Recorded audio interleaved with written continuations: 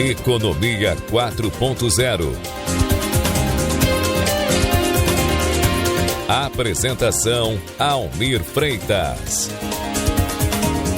Bom dia, guaibeiros. Estamos começando Economia 4.0 deste sábado, 28 de junho. Na mesa de áudio, Jefferson Gomes. Na central técnica, Cleiton Lopes e Jorge Brum.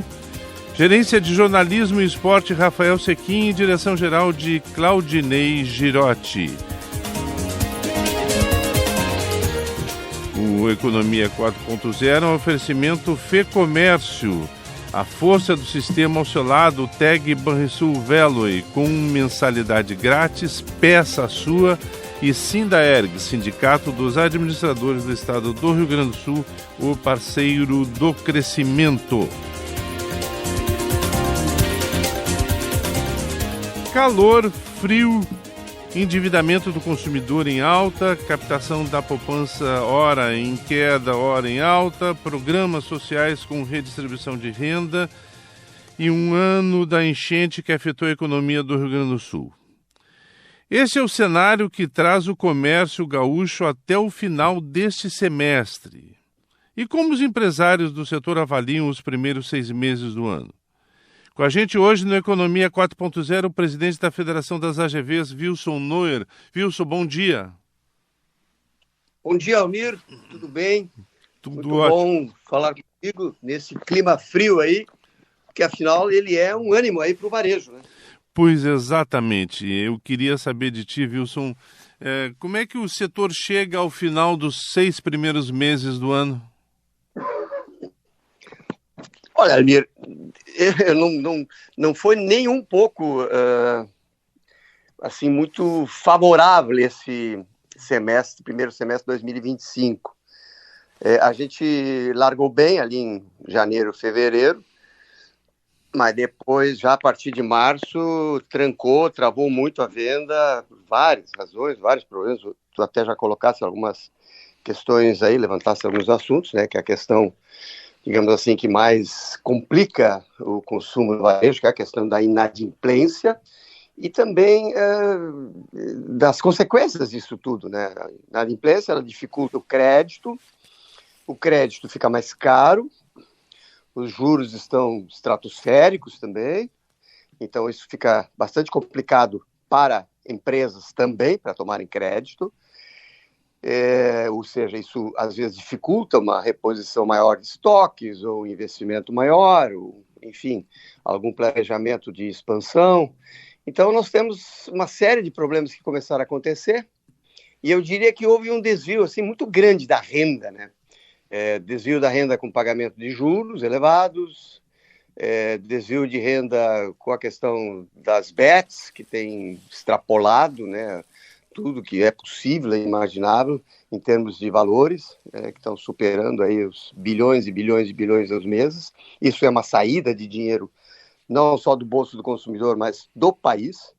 E também a própria inflação, né? Ela acaba corroendo também. Eu sempre digo que a inflação é um imposto invisível, mas ela acaba corroendo muito a renda, porque se você vai no supermercado, e eu sou um que vai ao supermercado, eu acompanho preços e realmente os preços andaram subindo muito a partir de março, abril, maio. Então nós chegamos, Almir, resumindo, no final do mês de junho, eu diria assim, com um empate nominal, praticamente, em relação ao primeiro semestre do ano passado. Um 0-0 com sabor de derrota? Mais ou menos isso, Almir. Então não temos muito a comemorar, mas, enfim, estamos vivos. Eu acredito que nós estávamos assim, com muita dificuldade no mês de junho, porque não vinha frio, né? Agora, com a vinda de um frio, e tu sabe muito bem, tu tem experiência disso, só é bom no varejo se o frio é continuado. Exatamente. Isso está acontecendo, nós estamos com frio continuado. Já ouvi há pouco aí notícias para a semana que vem de novo, uma onda bastante forte de frio.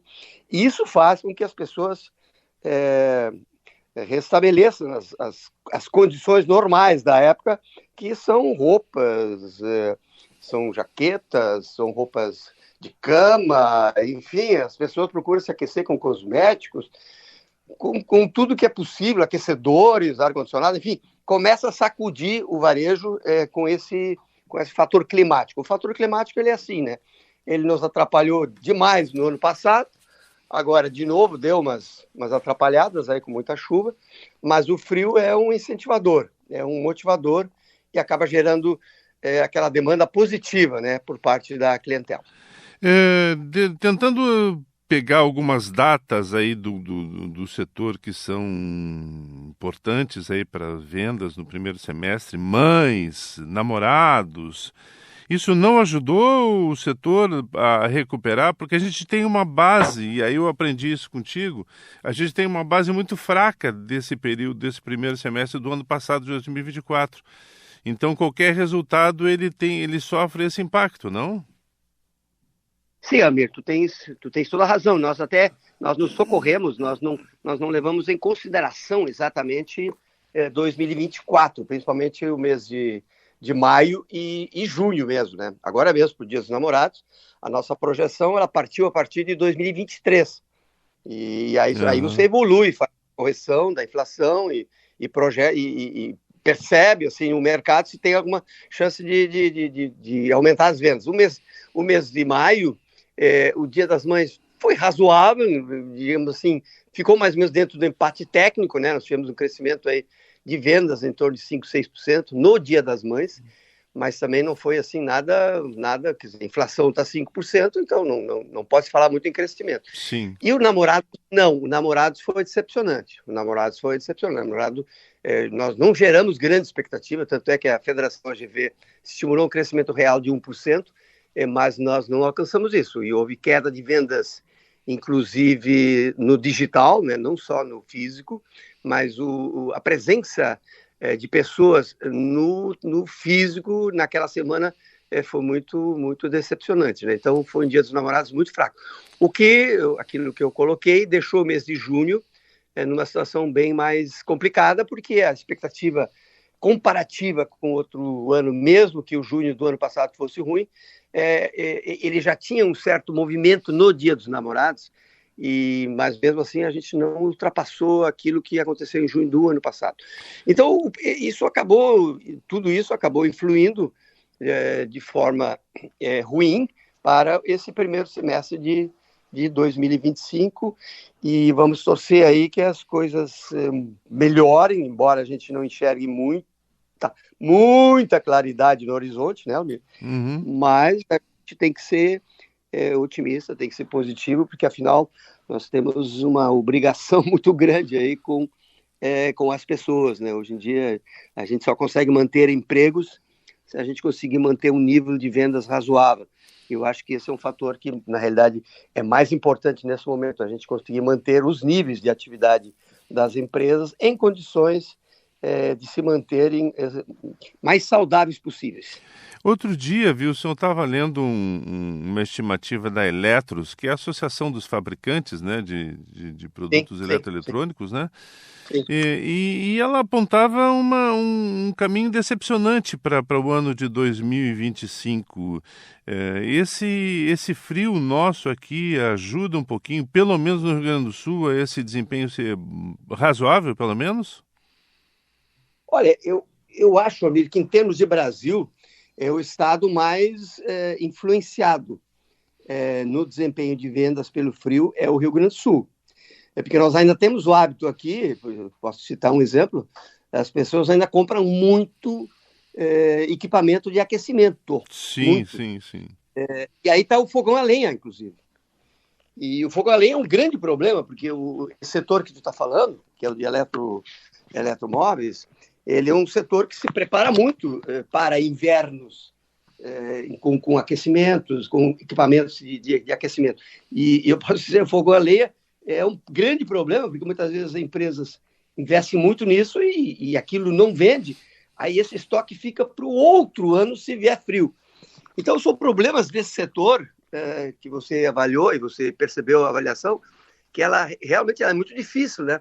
porque também nós tivemos aumentos de preços aí no mês de março, início do ano, e toda essa questão geopolítica, ela acaba influindo a importação de peças, de produtos complementares sim. para montagem, né, de fogões, de geladeiras, lavadora de roupa, isso tudo tem uma dependência muito grande de produtos importados. Então, a gente vive esses problemas geopolíticos aí que acabam atrapalhando também.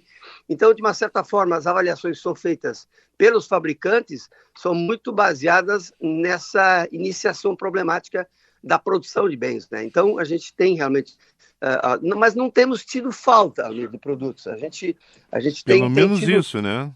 Não tem tido muita falta. A gente tem conseguido se suprir os estoques, mas a questão toda é o outro lado. E aí até um momento aí tu chegasse a falar na coisa da forma de consumo, e isso mudou muito, né, Almir? A forma de consumir hoje, ela tem sido muito, muito diferente do que, por exemplo, há 10 anos atrás, em que nós tínhamos uma atividade em que as lojas tinham que ter produtos, porque as pessoas iam para as lojas, e aí tu tinha que ter uma quantidade enorme, uma variedade enorme de produtos. Isso mudou muito hoje, né? Hoje, na realidade, o grande foco é você personalizar a venda. Então, até chamam isso lá na NRF de hiperpersonalização. Ou seja, você já tem condições de tecnologia, através da inteligência artificial, de potencializar esse tipo de canal. Ou seja, você não depende mais só da venda digamos assim, feita por demanda de clientes, mas sim, você tem que procurar os clientes que têm algo a ver com o seu produto, que você já conhece, que elas gostam daquele produto, compram aquele produto, então você tem que ir atrás e ir no alvo certo. E aí nós entramos na questão da comunicação. A propaganda hoje mudou muito, né? Não há mais uma propaganda coletiva. Hoje a propaganda também tem que ser, de uma certa forma, quase que personalizada, através das ferramentas que nós temos aí. Estamos vendo aí plataformas que estão trabalhando de uma forma muito intensa nisso, o que acaba, sem dúvida nenhuma, paralisando um pouco mais ainda o tráfego de pessoas, né? Ou seja, as pessoas são muito alcançadas através das redes sociais, procuram seus produtos por ali, às vezes vão na loja, vão conferir para ver se o preço é mais ou menos aquele, mas eles já chegam na loja sabendo o que querem, já chegam na loja sabendo, às vezes, muito mais até do que os próprios vendedores. Então, tudo isso eu digo, amigo, para, digamos assim, justificar que o formato, o modelo de consumo, ele mudou muito, e ele tem mudado cada vez mais através da vinda de gerações que têm outras linhas e outros raciocínios de consumo. Sim. E aí, associando a isso, Wilson, vamos recuperar aí um ano da enchente, o setor, principalmente o setor de rua, aqui no Centro Histórico de Porto Alegre, foi impactado de forma expressiva. A gente vê, andando pelo centro de Porto Alegre, a gente vê lojas fechadas, lojas que não reabriram, lojas que encerraram suas atividades. Como é que o setor chega um ano depois das enchentes aqui no Rio Grande do Sul, e principalmente nessa questão que envolve o comércio de rua, Wilson? Sim, eu diria, Almir, que muito impactado. O varejo ficou muito impactado. A enchente, se a gente se voltar para os problemas que aconteceram a partir da enchente do ano passado, depois de uma Covid, a Covid não foi nada perto da enchente. A Covid foi, sabe, não estragou loja, não danificou emprego, foi outro modelo, outro esquema. Então, a enchente, ela inviabilizou muitas empresas, muitas. Se a gente for, é triste a gente andar aí pela região própria do centro, a região de Navegantes, a quantidade de lojas fechadas ou aluga-se.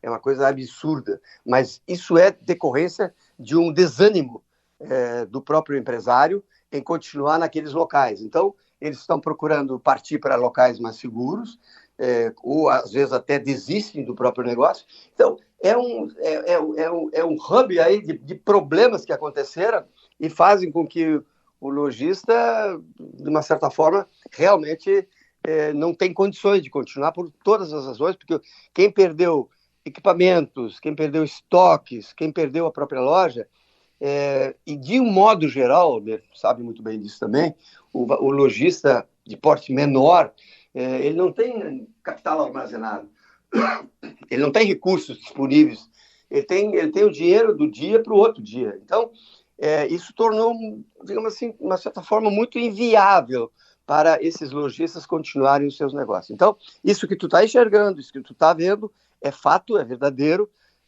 mas, infelizmente, não tem muito o que fazer, porque o crédito, como eu já disse lá no início, é muito caro.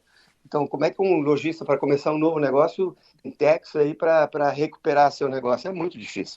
Então, são problemas que nós estamos enfrentando, Almir, mas a gente está vendo que tem outros bairros, outras localidades, que estão mais livres dessas contingências climáticas e que estão se desenvolvendo mais, que estão crescendo. Isso a gente está percebendo em Porto Alegre. Então, é um deslocamento lento, mas ele vai acabar acontecendo. Por quê? Porque o consumo continua, Almir. Sim, claro. O consumo continua, né? Nós podemos falar, caiu 10% a venda. Ok, mas tem 90% que está consumindo. E alguém tem que vender. Então, eu vejo assim, um surgimento muito grande do comércio local, através de mercadinhos, muitos mercadinhos que são muito bons, são muito legais, e tem aquilo que hoje ainda mantém a loja física muito viva, Almir, que é a chama acesa do contato das pessoas com as pessoas. Isso tem assim, sido o grande aliado da loja física hoje, porque nada substitui o olho no olho, o contato com as pessoas. Na medida em que o lojista conseguir esse relacionamento, essa conexão com a sua clientela, isso facilita muito digamos assim, a manutenção desses negócios nos bairros que a gente está vendo por aí, que estão crescendo muito esse tipo de negócio. Ou seja, procurem, as lojas de modo geral, procuram atender bastante o seu local. E isso acaba, digamos assim, de uma certa forma, equilibrando os prejuízos todos que a gente tem tido aí, e continua tendo, é claro, da enchente do ano passado. Deixa eu ver contigo, Wilson, algumas coisas que eu imagino que preocupam o setor. Se de um lado a gente tem uma Selic em 15% para controlar a inflação, por outro lado ela deixa o crédito mais caro, deixa o dinheiro mais caro, deixa o dinheiro mais difícil de ser captado pelo setor e pelo consumidor. Por outro lado, programas sociais que o governo cria e desenvolve e mantém, e outros que ele busca lá, o crédito consignado, por exemplo. A gente está tirando um recurso do FGTS que lá na frente vai faltar, me parece isso, vai faltar para o consumidor. Como é que o setor entende esse momento da economia e esse momento que vai afetar o setor em curto e médio prazo? Almir, é muito interessante isso que tu está colocando, porque está me abrindo uma brecha muito boa aí para fazer uma projeção que nós fizemos há 2 meses atrás. Há 2 meses atrás, nós escrevemos um artigo, publicamos esse artigo, inclusive, em que nós, como federação, AGV, criticamos de forma assim, muito contundente essa questão do consignado. Não tinha nenhuma dúvida, nós temos um grupo chamado Bloco Empresarial, que tu conhece muito bem, ali na Federação, em que nós temos em torno de 20 entidades participando, e esse assunto veio à tona e era geral a preocupação de todos os empresários com relação a esse modelo do consignado. E aí, Almir, eu só tomei um pouquinho de água aí. Tá, dá uma aliviada na garganta. E aí, Almir, o que aconteceu? A gente fez esse comunicado para os meios de comunicação e a ressonância foi baixa. A ressonância da análise, da avaliação das consequências. Nós, naquele bloco empresarial, concluímos que isso seria dramático, você colocou bem, dramático, porque as pessoas botam seu dinheiro no fundo de garantia para ter aquele dinheiro numa real necessidade, e o que acaba acontecendo, que esse dinheiro está saindo para a conta do fundo de garantia. Está indo para pagar a conta, né? E esse dinheiro, ele vai... Não, mas o pior de tudo é o seguinte, amigo. Esse dinheiro, ele vai buscar e vai pagar juro de hoje, que nós recebemos feedback disso, é que paga juros de até 12% ao mês, Almir. Nossa então, senhora. não há como você não extrair uma fortuna gigantesca aí dos consumidores que poderia ser destinada para o consumo de bens, para o consumo na economia. Ou seja, é um dinheiro que se vai, se perde, e se cria um enorme problema dentro das empresas. Amigo, você não tem ideia do que está acontecendo. Nós temos inúmeros relatos de empresas que têm tido funcionários com salários no final do mês negativos. Porque você sabe, Almir, que já tem outros descontos acontecendo. É plano médico, é plano alimentação, uma série de descontos também previdenciários, e que, no fim, aquele salário que normalmente o funcionário teria que ganhar 3 mil, ele acaba ganhando 2.400 líquido, porque tem os descontos federais. Então, aí você vai descontar mais os 35% que ele como empréstimo do fundo de garantia, e estoura no desconto. E isso cria uma relação muito complicada e difícil do funcionário dentro das empresas. Ou seja, no fim, o NR1 bate no empresário, não é só no empregado. Então, Almir, a situação realmente ela é bem complicada nessa questão do consignado que você levantou tão bem. E o horizonte é positivo, viu? Se a gente está terminando o nosso programa aqui, mas pelo menos tem que deixar um recado aí para o horizonte. O horizonte é positivo ainda para 2025 ou não?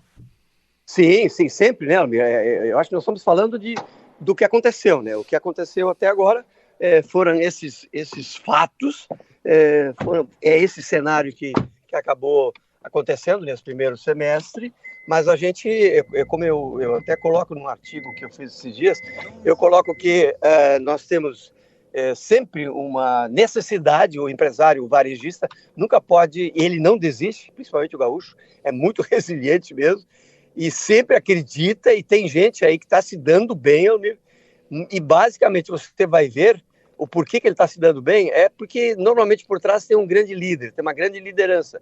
E os líderes, os grandes líderes, Almir, eles não são jamais pessimistas, eles são sempre otimistas, eles sempre acreditam, mesmo que a situação seja difícil e complicada. E é isso que faz, que gera dentro das empresas e passa também uma ideia para os consumidores de que é importante a empresa estar bem, estar viva, poder manter seus funcionários e ter uma clientela também, não digo fiel, mas ao menos uma clientela média boa, para que ele possa ter no segundo semestre, já agora com o Dia dos Pais, uma manutenção de bons desempenhos. Depois nós temos o Dia da Criança, depois vem o Black Friday, que vende mais do que o Natal, nós já falamos sobre isso, outro momento, e depois vem o Natal. Então nós temos 4 eventos a partir de agosto que são importantíssimos, e na medida que o varejo conseguir captar bem, já usando a tecnologia possível,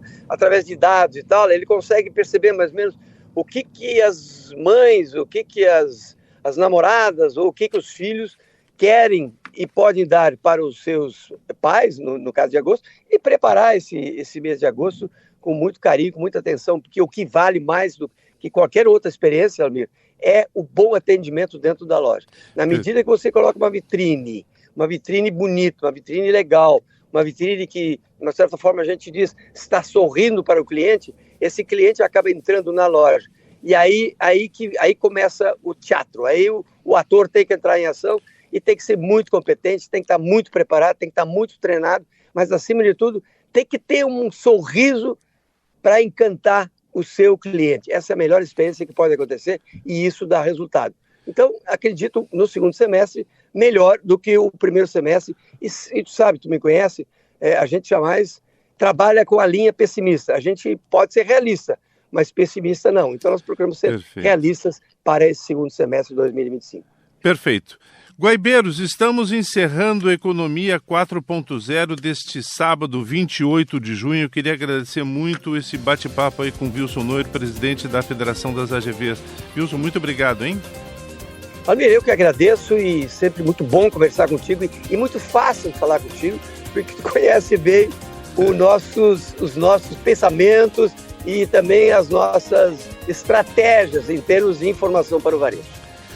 Guaibeiros, o programa é um oferecimento Fê Comércio, a força do sistema solar, do TEG Banrisul Velo e com mensalidade grátis Peça Sul e Sindaerg, Sindicato dos Administradores do Estado do Rio Grande do Sul, o parceiro do crescimento. Eu queria desejar a todos um final de semana cheio de família, cheio de carinho e nos encontramos no próximo sábado, se Deus quiser. Um grande abraço a todos. Você ouviu Economia 4.0.